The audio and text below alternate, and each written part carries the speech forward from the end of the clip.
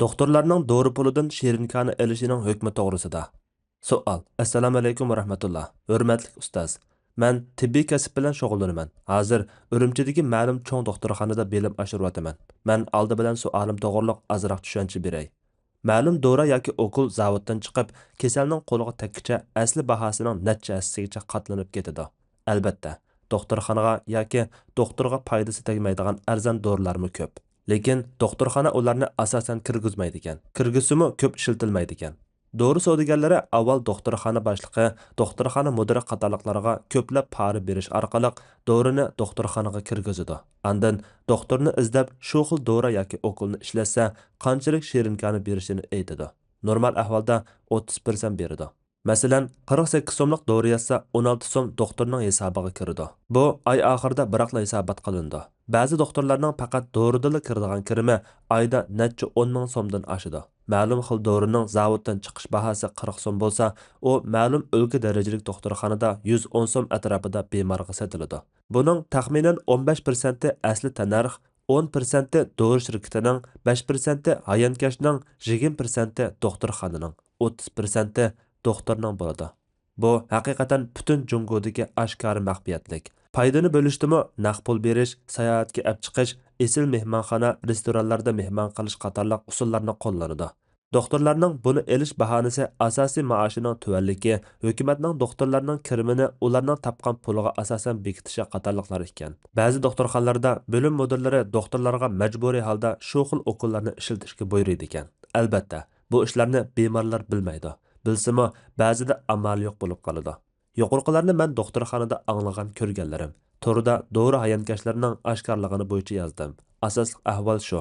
So'raydiganim, yuqorqi dori o'kuldan keladigan shirinkani pulning dinimizdagi hukmi nima? Dalili bilan tushuntirib qo'ysinlar.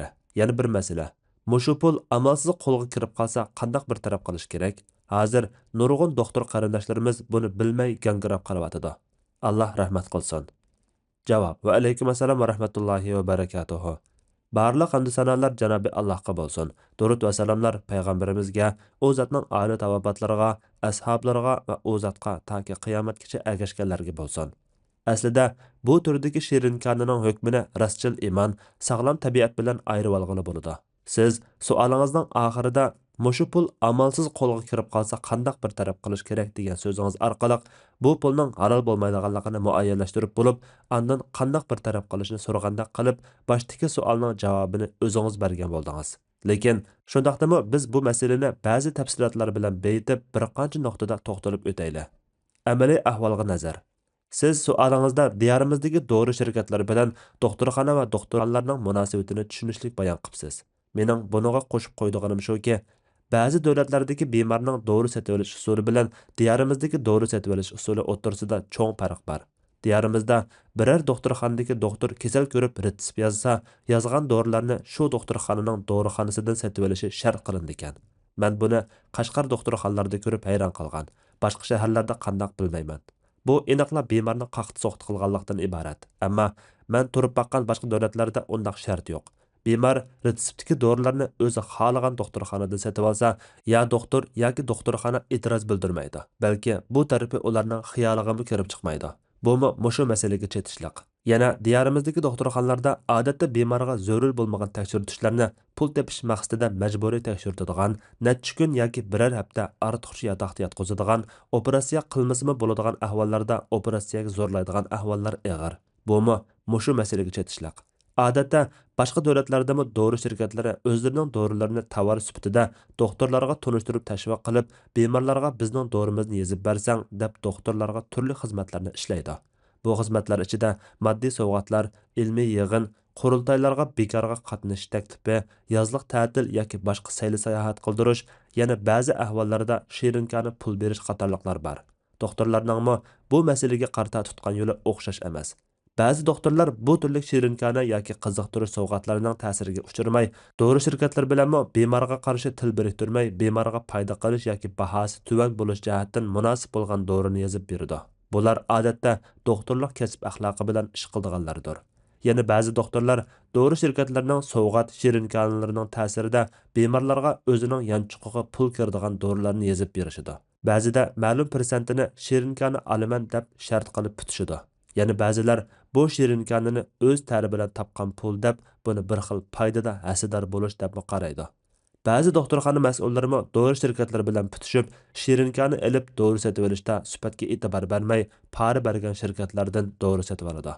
Bu ahvol ko'p davlatlarda ommalashib ketgan bo'lib, dori shirkatlari doriga baho bekitganda doktor va doktorxonalarga beradigan shirinkanini ko'zda tutib turib, andin baho bekitadi. Lekin bu yerda bir haqiqat, doktor bilan doktorxonaga berilgan shirinkanini oxir berib bemor to'lagan bo'ladi. Amaliyotda bemor tuvarak chiqqan bilan azarroq boshqa bir dori bilan davolanish mumkinchiligi bor edi. Demak, bu masala uch taraf o'rtasidagi munosabatni o'z ichiga oladi. Bu uch taraf dori shirkatlari, doktor yoki doktorxona mas'uli va bemor. Albatta, hozirgi zamonimizda qandaq bir tovar e'lon qilishga, bozorga selishga muhtoj. Dorimi bir xil tovar. Shuningga o'xshash dorilarni yasaydigan boshqa shirkatlarmi bo'lg'achqa, bozorga selinmasa setilmaydi. Lekin dori bilan boshqa tovarning farqi, boshqa tovarni tanlaydigan kishi iste'molchining o'zidir. Ammo dorini iste'molchiga tanlab beradigan kishi bo'lsa, bemorni davolaydigan doktordir. Odatda bemor dorining tabiatini bilmaydigan bo'lg'achqa, dorini e'lon qilish ishlari doktor bilan dorigarga qaratiladi.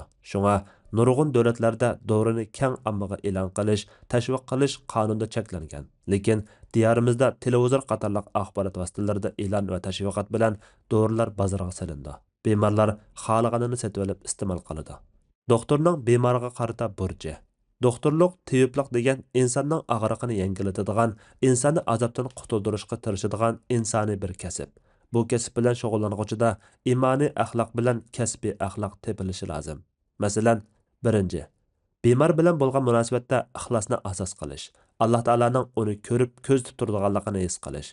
Mushunda qilgandala, doktor o'z vazifasini shar'iy va kasbiy o'lcham bilan ado qiladi. Bu tariqada qilgan xizmati ibodat bo'lib, Allohning savobini cho'ng bilib, dori shirkatlari taqdim qilgan shirin konining ta'siriga uchirmaydi. Uningdan o'zini qochirdi.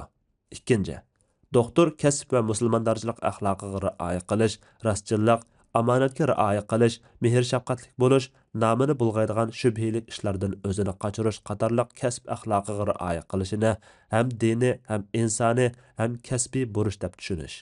Shunda qilgandala Allah uning ishlariga, rizqiga barkat ato qiladi. Yaxshi nom qozonadi. Bu yerda pul tepishla emas, halol, pak pul tepishga diqqat qilish lozim.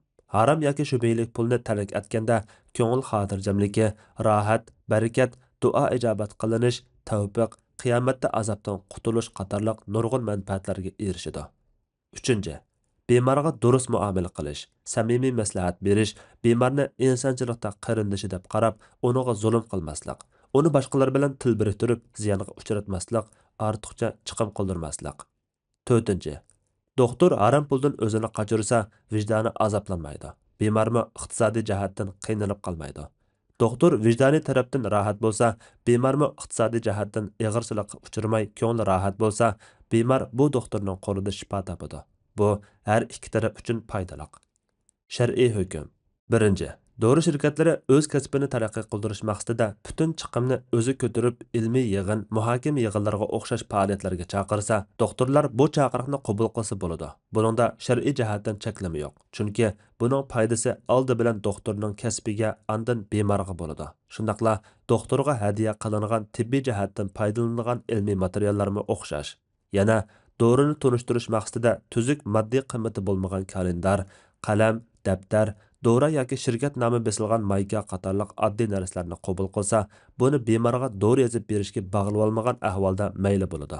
Chunki bular orqali doktor yangiliklardan xabardor bo'lib turadi. Lekin hozir dori shirkatlarimi usti bo'lib ketdi. Shunga naqd qabul qilishdan qo'rinib qoladigan doktorlarga tashqi ko'rinishda ilmiy yig'in o'rinlashtirganda qilib, amaliyotda esil mehmonxonalarda, oshxonalarda mehmon qilib, sayli sayohat qildirdi. O'zlari bilan hamkorlashadiganlarni taklif qiladi, mukofot beradi. Bundaq maqsadda o'rinlashtirilgan ishlar doktorning vijdonini setib olish uchun bo'ladi. Shunga bu harom bo'ladi. Dori shirkatlarining maqsadi ham tavrini tunishtirish, ham ko'p setib foyda olish bo'lg'achqa, ularning ba'zi ishlarni o'rinlashtirishdagi maqsadi pul tepish bilan chetilgan bo'ladi. Yangi dora uskunlardan xabardor bo'lib turish uchun albatta uni qaysi bir xil shaklda bo'lmasin tunishtirish lozim. Lekin doktor mushu tunishtirishdan ilmiy jihatdan foydalanib, xizmatini normal olib borsa, bu cheklanmaydi. Ammo natijada bemorga ziyon uradigan bo'lsa, cheklanadi. Buni ayirib ish ko'rish doktorga bog'liq. 2. Doktor dori shirkatlaridan sovg'at yoki shirinkani olsa bo'lmaydi. Bemorning kesligiga paydo qilishda o'xshash ikki dori bor bo'lsa, bahosi tuvarak dorini yozib bermay, shirinkani bergan shirkat dorisini yozib bersa durust bo'lmaydi. Yoki bemorga faqat kirki yo'q yoki ehtiyojidan ortiq yoki texi ba'zida ziyonli dorilarni yozib bersa, yoki yatakda yatmasimi bo'ladigan ahvolda yatakda yatqizib doktorxonaga kirim qilmoqchi bo'lsa, yoki kerak bo'lmagan tekshirishlarga buyurib doktorxonaga kirim qilmoqchi bo'lsa, bu durust bo'lmaydi. Bu turdagi shirinkanining kirimining hukmi haromdir. Aslida buning haromligiga dalil keltirish hojatsiz. Dalil keltirish lozim bo'lsa, bu qilmish dinimizning boshqalarning milini roziliksiz yavilish, saxta so'z qilib boshqalarni go'llash, omonatga xiyonat qilish va boshqalarga ziyon urishni cheklaydigan nurg'unlagan umum ko'rsatmalarga xilof. Masalan, Janobi Alloh: "Ey iymon etganlar, bir-biringlarning mollarini o'zaro nohaq yo'l bilan yevolmanglar. Faqatla sizlar o'zaro rozi bo'lib qilishgan tijorat buning sirtida" degan. Albatta, ortiq chiqim qilishga bemor rozi emas. Rasululloh sallallohu alayhi vasallam dinning asosi Alloh uchun, uning rasuli uchun, musulmonlarning amirlari va musulmonlarning ommasi uchun samimiy bo'lishdan iboratdir degan. Bemormi musulmonlar ommasidan bo'lg'achqa, uningga qimmat tushadigan dorini yozib berish yoki uni ortiqcha chiqim qildirish uningga samimiy bo'lmaganlik bo'ladi. Abu Bakr radhiyallohu anhu rivoyat qiladi-ki, Rasululloh sallallohu alayhi vasallam cho'ng gunohlarning eng cho'nglari Allohga sherik keltirish, ota-onani qaqshitish, yolg'on guvohlik berish deb 3 qatim takrorladi. Yoki saxta so'z qilish dedi. Rasululloh ashu so'zni biz kashki Rasululloh jim tursikan deb ketkicha qayta takrorlaverdi. Yana Rasululloh sallallohu alayhi vasallam kimki bizni aldaydi ekan, u bizdan emas degan. Yana bir rivoyatda kimki aldaydi ekan, u mendan emas degan. Albatta, bemorga iqtisodiy yoki sog'lomlik jihatdan ziyon uradigan dorilarni yozib berishmi, doktorxonalarning yotoqlarida ortiqcha yotqizishmi, ortiqcha tekshirtishlarmi, saxta guvohlik berish aldash doirasiga kiradi. Doktor degan ish haqqi qarshiligida bemorga ishlaydigan kishi bo'lib, bemor uningga to'liq ishonch qilsa, doktor qo'pib bemorga foydasi bo'lmaydigan dorini yozib bersa yoki ortiq chiqimlar qilsa, omonatga xiyonat qilganlik bo'ladi. 3. Doktorxona mas'ullari doktorxona bilan dori shirkatlari o'tiridagi bidik emas. Doktorxonada ishlaydigan xodim bo'lg'achqa, ularning dori shirkatlaridan olgan shirinkonlari bidik shirinkonisi bo'lmasdan pora hisoblanadi. Paraning shar'iy hukmi haromdir. Alloh taolo pora berguchi, yeguchi va o'ttirsida vosita bo'lg'uchiga la'nat qilgan bo'lg'achqa, bu ahvolda dori shirkati xodimimi, doktorxona mas'ulimi o'ttiridagi paraga vosita bo'lgan hamma kishi gunohkor bo'ladi. 4. Doktor dori shirkatlaridan doktorning yanchiqiga kiradigan yoki o'zini foydalanadigan moddiy sovg'at yoki shirinkani olib qolgan ahvolda buni o'zi xajlamay bemorlarga sarf qilib o'tishi lozim. Odatda doktorlar puli yo'q bo'lg'achqa davolanolmay qoladigan bemorlarni obdarroq biladi. Ashu kirimni ashundaq bemorlarga sarf qilib qutulsa bo'ladi yoki boshqa namorat kishilarga berivasi bo'ladi. 4. Dori shirkatlaridan ba'zi dorilar tajriba qilib ko'rib beqish maqsadida namuna tariqasida doktorga beriladi. Bu dorilarning qutisiga setilmaydi, o'rnak haqsiz deganda xatlar yoziladi. Diyorimizda bundaq ahvol bormi bilmadim. Bu turlik dorilarni doktor bemorlarga haqsiz berish kerak. Agar buni setib xarjlasa harom bo'ladi. Chunki bundaq ahvolda doktor bu omonatni joyiga yetkazmay setib xarjlab foyda olgan bo'ladi. 6. Til biriktirishni o'zaro hamkorlashish, parani hadiya yoki mukofot deb atalganlik bilan bir narsaning mohiyati o'zgarib qolmaydi. 7. Hozir hamma doktorlar shunday qiladi deb umum doktorlarning yomon qilmishini to'g'rashqa bo'lmaydi. Har kim o'z qilmishidan javobgardir. 8. Harom bilan halol aralashib ketgan ishlarda shubhalik ishlardan saqlanish lozim. Bundaq shubhalik ishlarni doktor o'zi bilib ayriya oladi. Nu'man ibn Bashir radhiyallohu anhu aytadi: "Men Rasululloh sallallohu alayhi vasallamning bundaq deganligini anglagan. Halolmi aniq, harommi aniq. Ularning orasida qolgan shubhalik ishlar bor. U ishlarning hukmini nurg'un odamlar bilmaydi. Shubhalik ishlardan saqlangan odam dinini va obro'yini pok tutgan bo'ladi. Shubhalik ishlarni qilgan odam cheklangan rayonda pada boqadigan cho'bonga o'xshaydi. Pada har anda bu rayonga kirib ketishi mumkin. Har podshohning bir cheklangan rayoni bo'ladi. Allohning cheklangan rayoni bo'lsa, harom qilib bekitgan ishlardan iboratdir. Quloq solinglar. Badanda bir tishlam go'sht bor. U go'sht tuzalsa, butun badan tuziladi. U buzilsa, butun badan buziladi. U bo'lsa-mu qalbdir. Bu hadis yana bir rivoyatda mundaq kelgan: Halolmi aniq, harommi aniq. Ularning orasida shubhalik ishlar bor. Kimki gunoh ekanligi shubhalik bo'lgan ishlarni tark etsa, harom ekanligi aniq ishlarni texmi tark etadi. Kimki shubhalik ishlarni qilishga jur'at qilsa, haromligi aniq ishlarni qilib selishga tas qoladi. Gunoh ishlar Allohning cheklagan rayonidir.